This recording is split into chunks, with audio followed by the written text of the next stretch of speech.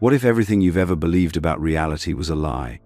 What if the life you've built, the struggles you've endured, the dreams you've chased, were all happening inside a system designed to keep you asleep? The truth is harsh but liberating. You are trapped in a simulation. This isn't sci-fi, and it isn't theory. It's ancient knowledge hidden in plain sight for thousands of years, whispered by the Hermetic masters who understood the true nature of existence. The walls you see, the ground you walk on, the very body you inhabit, they are part of a grand illusion, a dream woven by consciousness itself. You were never meant to be a prisoner here. You were meant to wake up, to remember, and to reclaim the power that has been yours all along. But the system doesn't want that. It thrives on your blindness. Today, the illusion cracks. And once you see the truth, there's no going back. From the moment you were born, you were surrounded by a reality so convincing, so detailed, so perfectly constructed, that questioning it seemed not just unnecessary but impossible. Every surface you touched, every sound you heard, every idea you absorbed, wove you deeper into the web.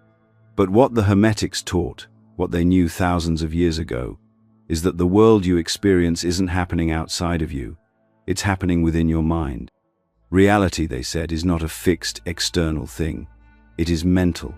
Everything you see, feel, taste, hear, and believe emerges from a single, infinite consciousness known as the All. You are not a bystander in this simulation. You are both the creator and the created. You've just forgotten.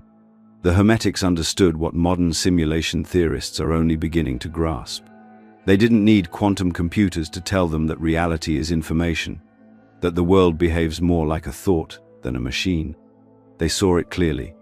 The physical universe is a projection, a canvas painted by the mind itself. But somewhere along the way, humanity fell deeper into the dream, mistaking the picture for the painter. You weren't taught to master your consciousness. You were taught to obey your senses, to trust the external over the internal, to believe that you are small, powerless, and separate. That was never an accident. It was a design. The system around you is built to keep you plugged into this lower reality. School teaches you facts, not wisdom. Media floods your mind with narratives that shape your emotions and desires. Your very language reinforces limitations, making it difficult even to imagine a life outside the simulation. And every time you conform, every time you forget that reality is mental, you help build the walls of your own prison just a little higher. That's the bitter truth. You've been participating in your own captivity because you didn't know there was another way. But there is. And right now, more than ever, those ancient maps to liberation are resurfacing. Some knowledge is too powerful, too real to be fully shared here. That's why we created the free Insights Academy newsletter, where we go deeper into hidden truths.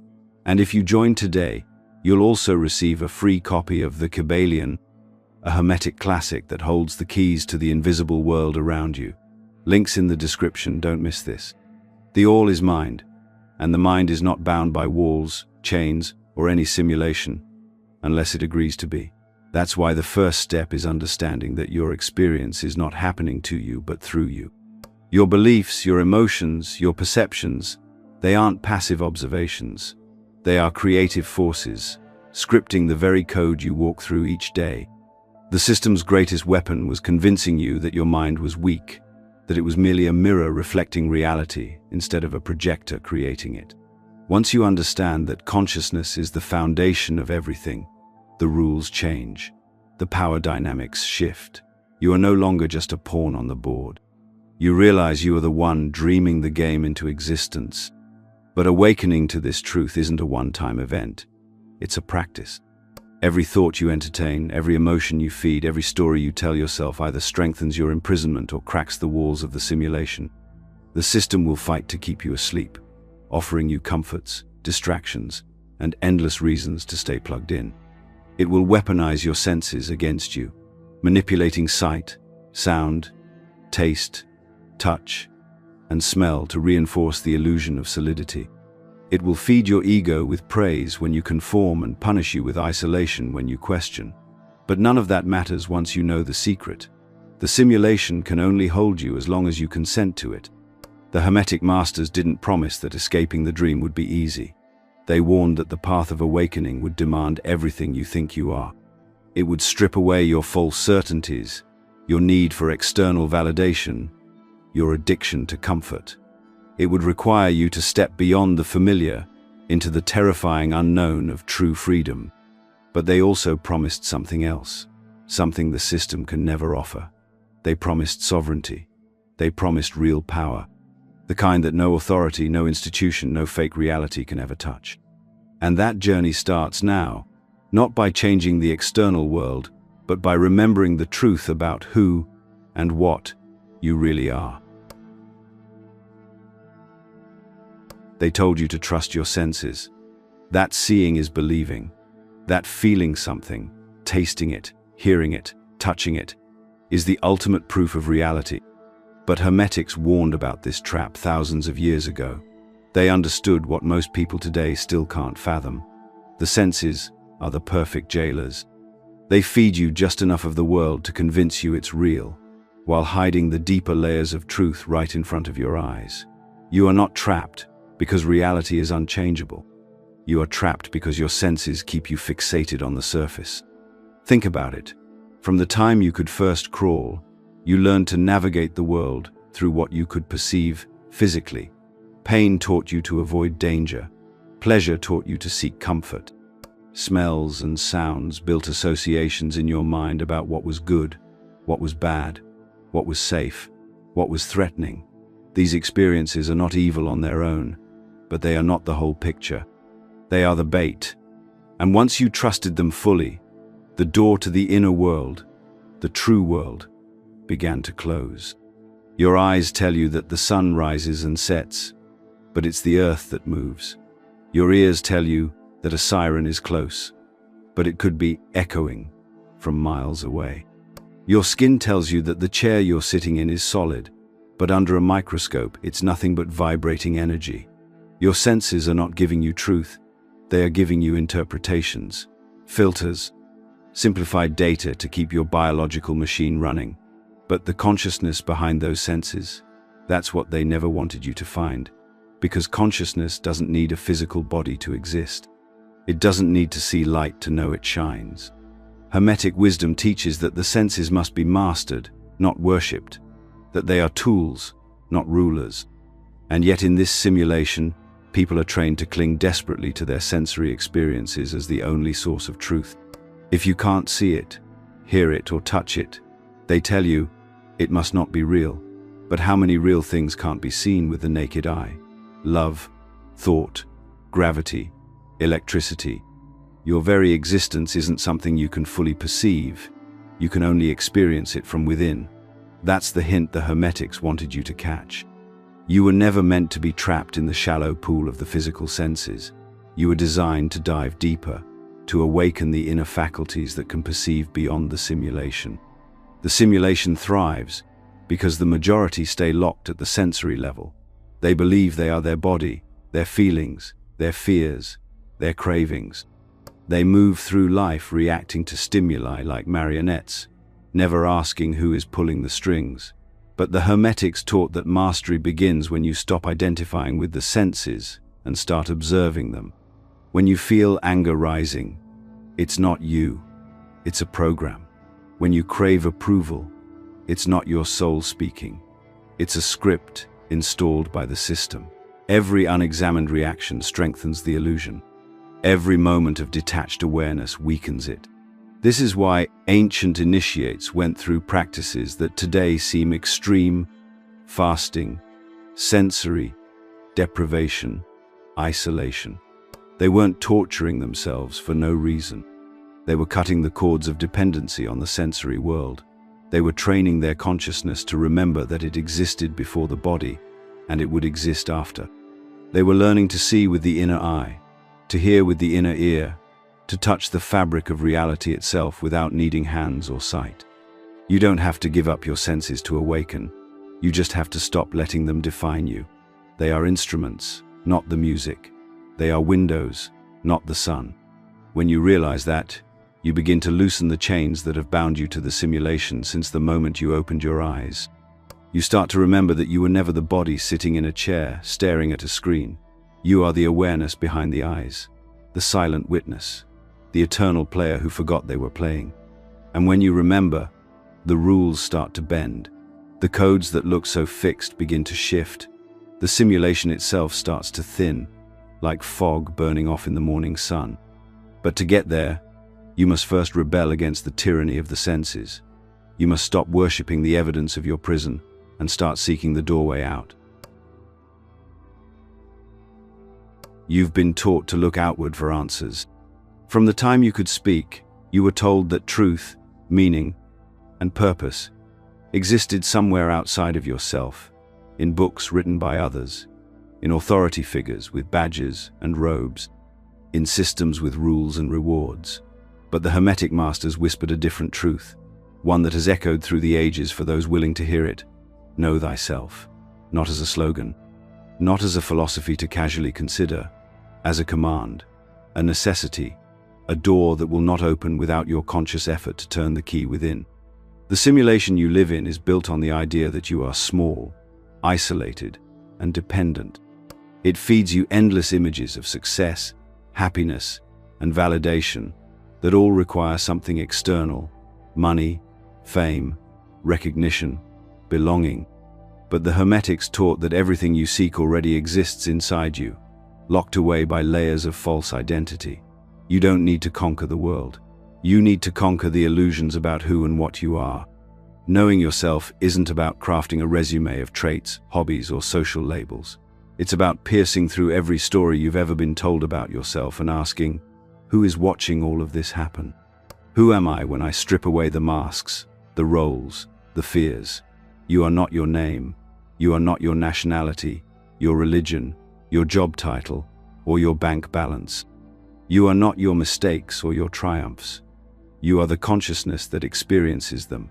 You are the dreamer, not the dream. The reason the Hermetic path to awakening is so rarely walked is because it demands brutal honesty. It requires you to confront the uncomfortable truth that most of what you call your life has been a reaction to programming, a series of unconscious agreements to live inside a prison that was handed to you before you even knew you could refuse it. It asks you to tear down every comforting illusion and stand naked before the infinite mystery of what you really are. And most people aren't ready for that.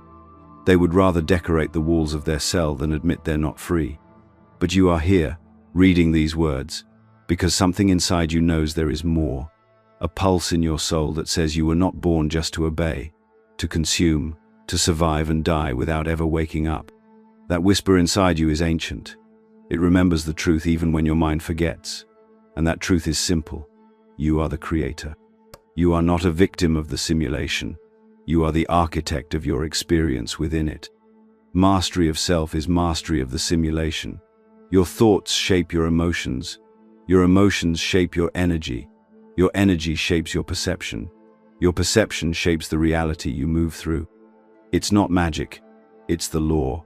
The simulation bends to the mind that realizes its own authority. But the mind that sleeps, that drifts, that obeys without question, is doomed to live in a world it did not consciously choose. Self-knowledge isn't just introspection. It's alchemy.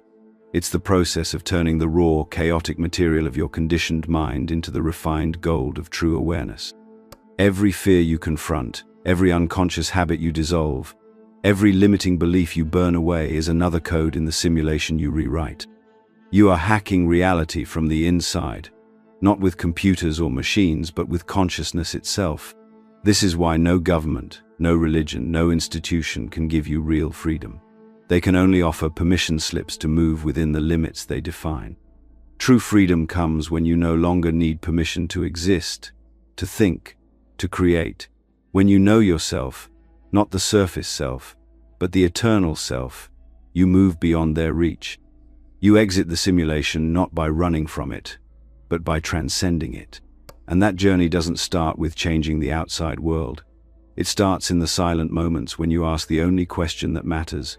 Who am I, really? Not the answer they gave you, not the answer you memorized to fit in. The real answer, the one that burns away every lie and leaves you standing in the raw, infinite power of your own being. That is the first true step out of the illusion, and once taken, there is no turning back. There's a reason the ancients told us, as above, so below. It wasn't poetry, it wasn't a metaphor, it was a warning, a map, a secret hidden in plain sight. Everything you see around you, from the smallest ripple of water to the spiraling dance of galaxies, is a reflection of the same forces, the same laws, the same patterns. The simulation isn't random, it's structured, it's coded, and the patterns are the cracks in the illusion. You were taught to view events as isolated. You were taught to believe that life is a series of accidents, coincidences, random happenings without meaning or connection. But look closer. Why do the spirals of a sunflower mimic the spirals of a hurricane? Why does the structure of your veins echo the branching of rivers and lightning? Why does the heartbeat of a human being resonate with the same rhythms found in the cycles of the earth, the moon, and the tides? These are not accidents. They are signatures of a hidden architecture. They are reminders that reality is fractal, holographic, reflective, that what happens in one realm echoes through all realms.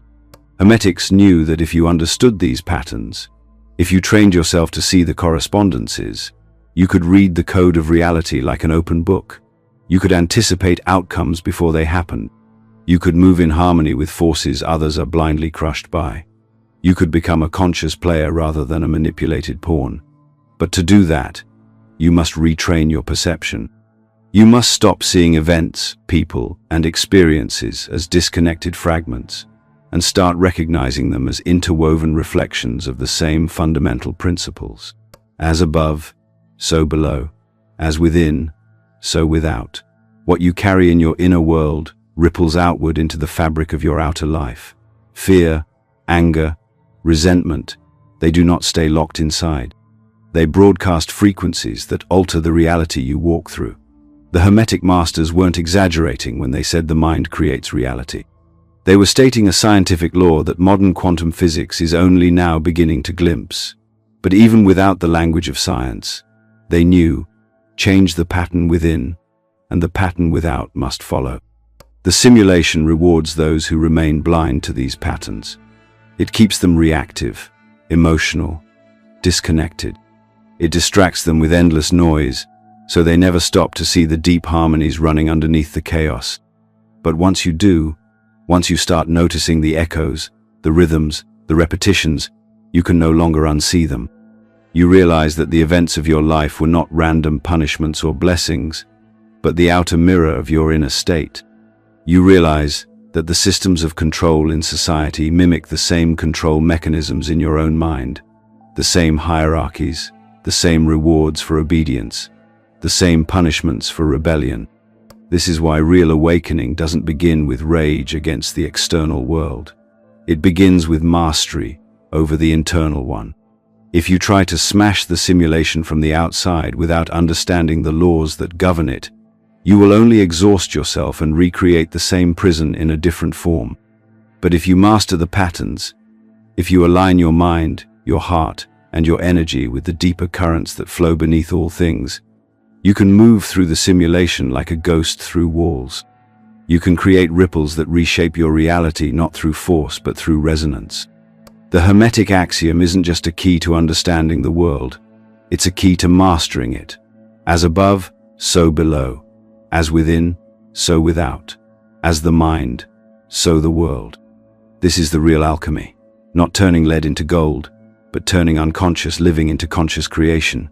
When you see the code, you realize you were never powerless. You were always the programmer. You just forgot the language. But now you remember.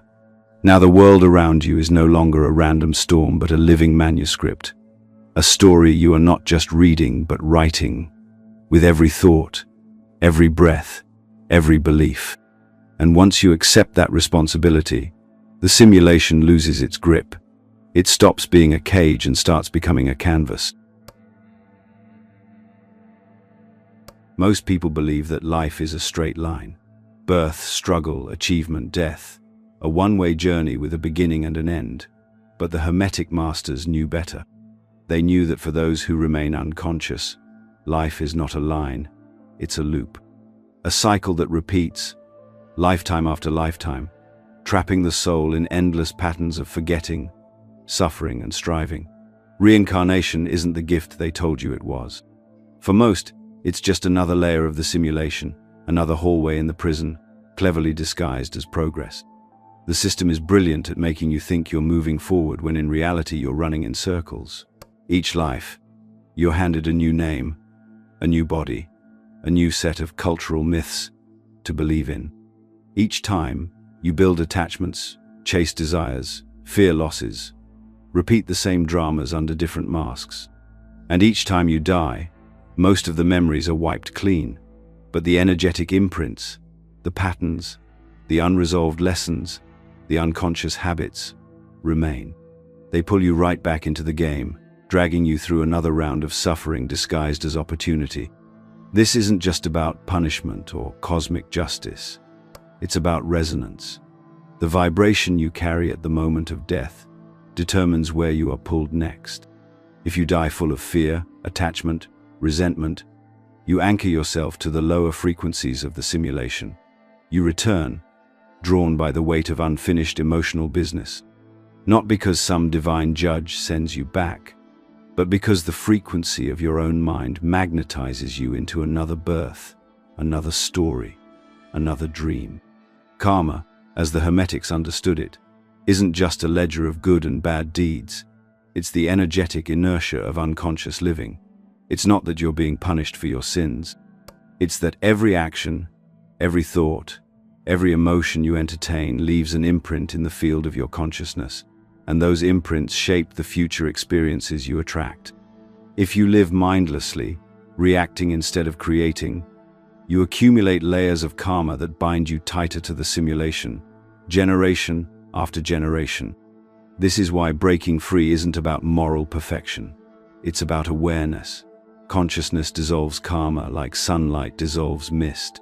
When you stop living reactively, when you start choosing your thoughts, your emotions, your actions deliberately, you begin to burn through the energetic chains that tie you to the endless wheel of rebirth. You start to rise above the game, to see it for what it is, a school for the soul, but one most never graduate from, because they forget why they came. The tragedy is not that people suffer. Suffering is part of growth. The tragedy is that people suffer without learning, without remembering, without ever asking if there's a way out. They're too busy chasing the next paycheck, the next validation, the next distraction to notice the walls closing in. They cling to identities, relationships, possessions as if these things will anchor them in a reality that was never built to be permanent. And so they die with regrets, fears, unfinished business, and they come back to do it all over again. Hermetics taught that awakening is the only true exit, not death, not escapism, not rebellion against the material world. True liberation comes when you remember who you are, not just intellectually, but viscerally, spiritually, fully. When you know yourself as consciousness, not the character you're playing. When you stop identifying with the mask and realize you are the actor behind it. When you can move through life without clinging, without fearing, without being trapped by the bait of the senses. Then, and only then, does the cycle begin to break. Escaping the simulation doesn't mean abandoning life. It means living it consciously. It means experiencing the world without being enslaved by it. It means seeing the beauty, the pain, the chaos, and the wonder of this reality for what it truly is.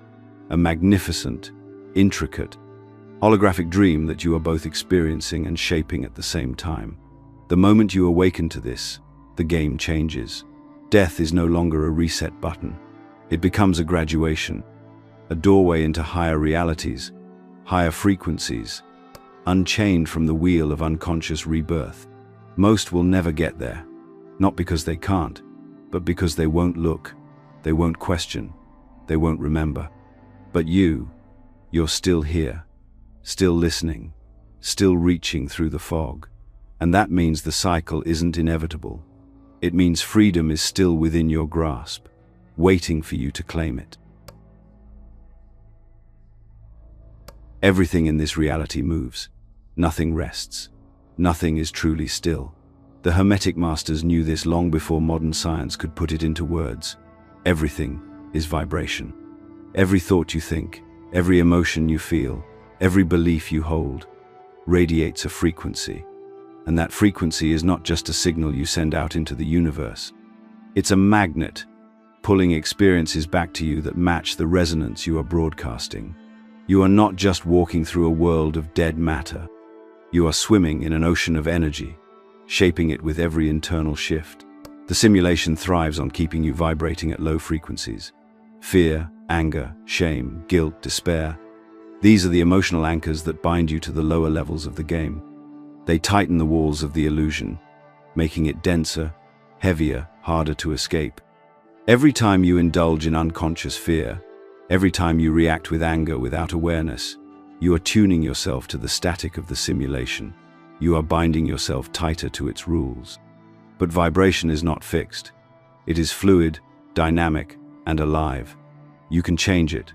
You can shift your frequency like a musician tuning an instrument. And when you do, the entire reality you experience begins to shift with it. Hermetics taught that by mastering your internal state, your thoughts, your emotions, your energy, you could essentially hack the simulation from the inside.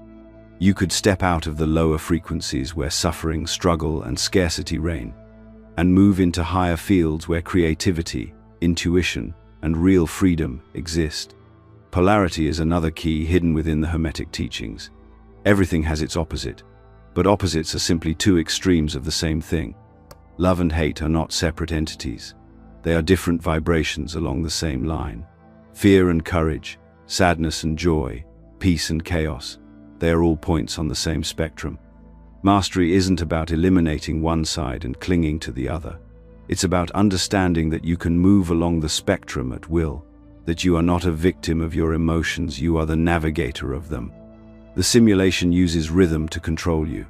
Highs and lows, successes and failures, hopes and disappointments. It keeps you swinging back and forth like a pendulum, too dizzy to find your center. But rhythm can also be mastered. You can anticipate the swings. You can learn to observe them without being thrown off course. You can rise above the automatic cycles of reaction and anchor yourself in a steady, deliberate vibration that holds firm no matter what the external world throws at you. This is why the ancients didn't teach their students to fight the world. They taught them to master themselves, to become so internally sovereign, so vibrationally coherent, that the external chaos could no longer dictate their experience. The moment you realize that your internal state is primary and the external world is secondary, a reflection, not a cause, you step into a different kind of power. A quiet, unshakable sovereignty that the simulation cannot touch. You were never meant to live at the mercy of circumstances. You were meant to be the circumstance, to walk through storms untouched, because the storm outside is nothing compared to the clarity and power radiating from within. But this doesn't happen automatically. It doesn't happen by wishing. It happens by daily practice, by ruthless self-awareness, by choosing your frequency moment to moment, even when everything around you tries to drag you back into the noise. When you shift your vibration, you don't just change how you feel, you change what you perceive. Opportunities that were invisible suddenly appear. Synchronicities align. Solutions present themselves without force. People who vibrate at your new frequency find their way to you, and those who don't naturally fall away. Your outer reality reorganizes itself to match your inner transformation. This is the real secret of escaping the simulation. Not running from it, not fighting it, but rising above it by becoming a conscious generator of your own frequency. As long as you vibrate at the simulation's default settings, you are a prisoner. But the moment you tune your inner world to a higher octave, you step into a different layer of reality entirely. A layer where the rules are different, where the game changes, where true freedom begins. The Hermetic masters knew this. That's why they spent their lives training their minds, mastering their emotions, and purifying their energy. They weren't escaping the world. They were rewriting it from the inside out. And now, that knowledge is in your hands. What you do with it is what will determine whether you remain trapped in the endless loop or step into the higher game you were always meant to play. The most dangerous knowledge is the kind that sets people free. That's why they never burned every copy of the ancient texts. They didn't need to. They just taught you to ignore them. They hid the keys in plain sight and trained the world to laugh at the idea that anything beyond the physical could be real. They built an empire of distraction and called it education.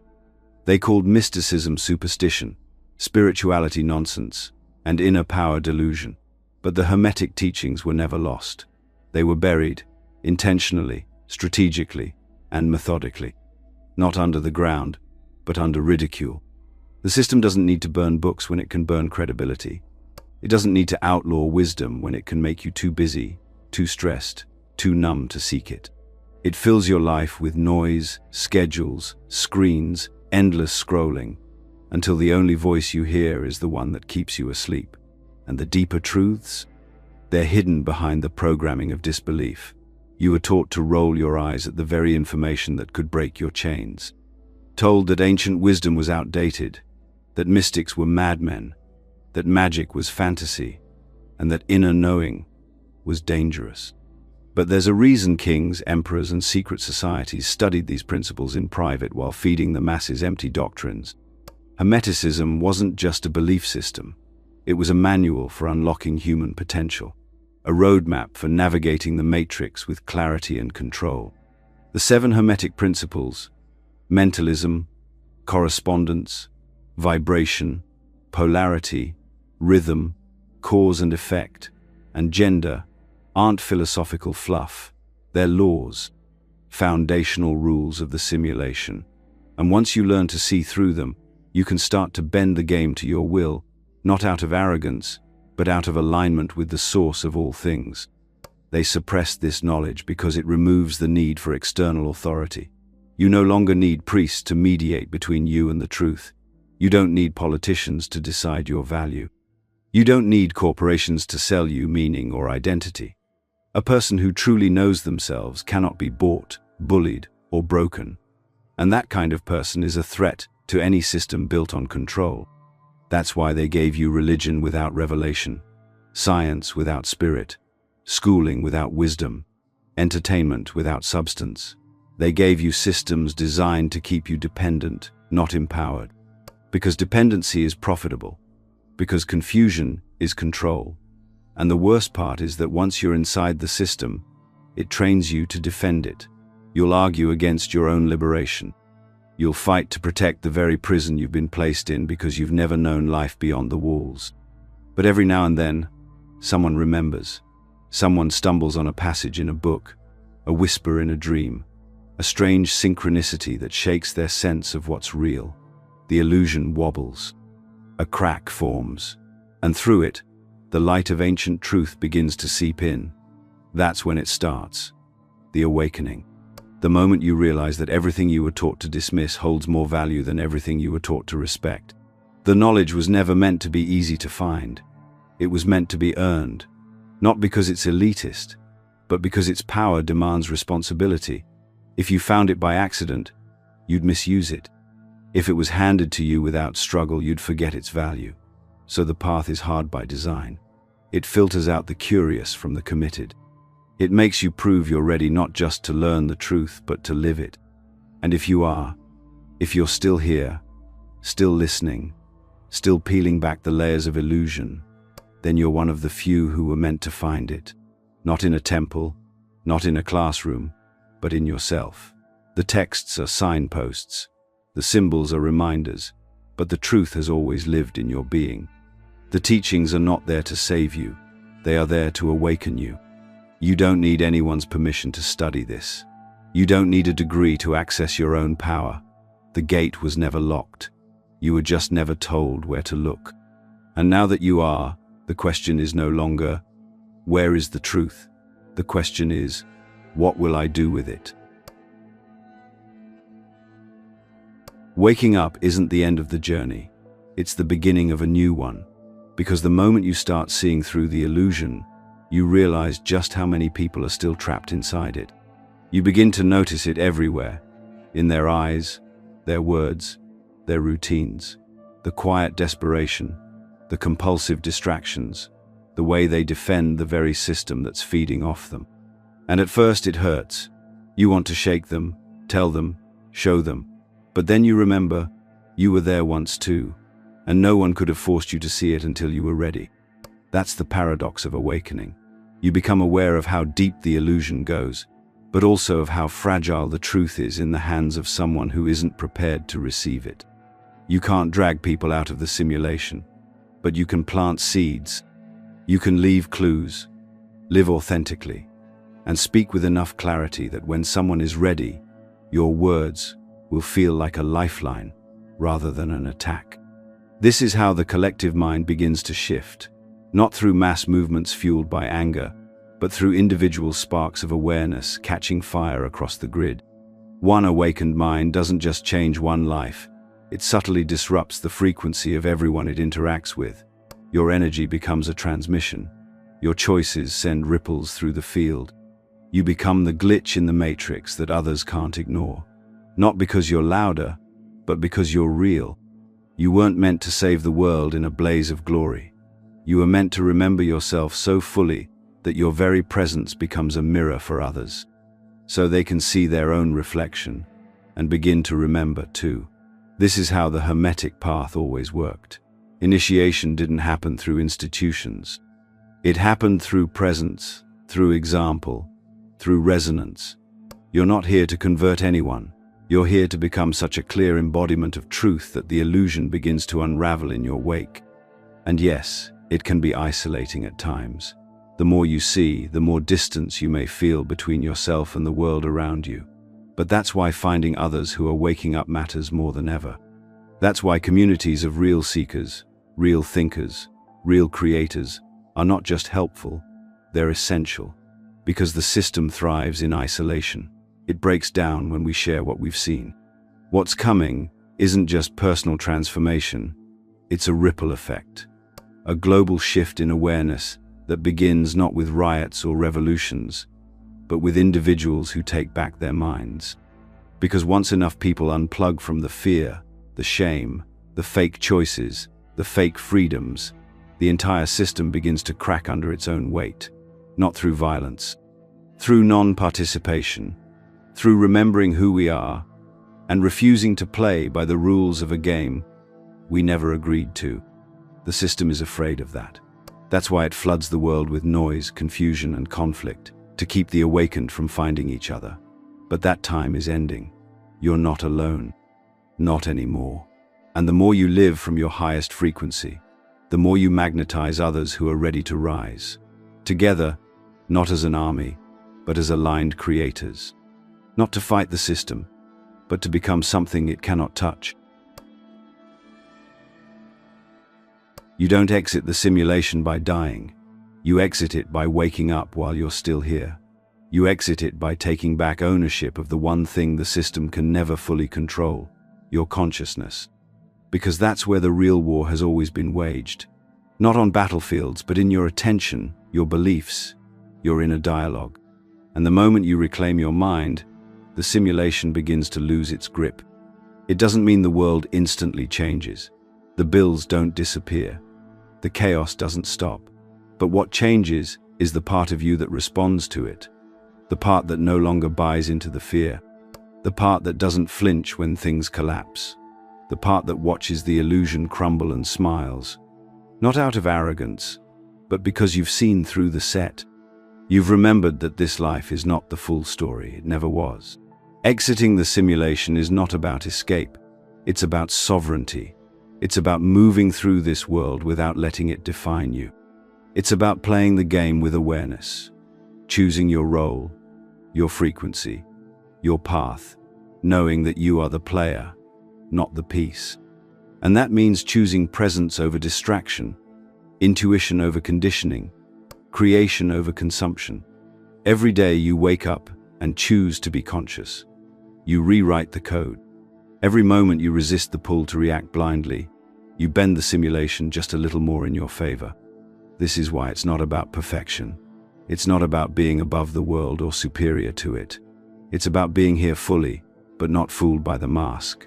It's about walking the marketplace with eyes wide open, engaging, participating, but never forgetting who you are underneath it all. That's the real escape. Not from the body, not from society, but from the internal prison of identification. You can work a job and still be free. You can pay your rent and still remember that your soul is eternal. You can navigate this world, even its darkest corners, without letting it drag you back into unconsciousness. Because freedom isn't where you are, it's how you see where you are. And when you truly see, the rules change. The simulation doesn't own you anymore. It becomes your classroom, your testing ground, your creative playground. But none of this matters if you don't act on it. Awakening is not a moment, it's a lifestyle, a discipline, a decision you make again and again to stay awake when it would be easier to sleep, to feel when it would be easier to numb, to ask questions when it would be easier to conform, and to lead, quietly, courageously, by example. Because the system doesn't fear chaos, it fears consciousness. If you've made it this far, you already know what this path demands, and you also know what it offers. So don't stop here. Don't lose the momentum. Join our free Insights Academy newsletter, where we go deeper into this path, beyond the surface, beyond the algorithms, beyond the limits of what we can say here. You'll also get a digital copy of the Kybalion, because walking this path without it is like trying to decode the matrix without the manual. The link is in the description. Trust your instinct. This is your time. The simulation isn't just something that was built around you. It's something you've unknowingly helped maintain. And now you know that means you also have the power to dismantle it. One thought, one choice, one awakening at a time. This is where you stop reacting and start remembering. This is where you stop seeking and start creating. This is where you stop asking for freedom and start living it. If this video resonated with you, let us know by commenting, "I understood it."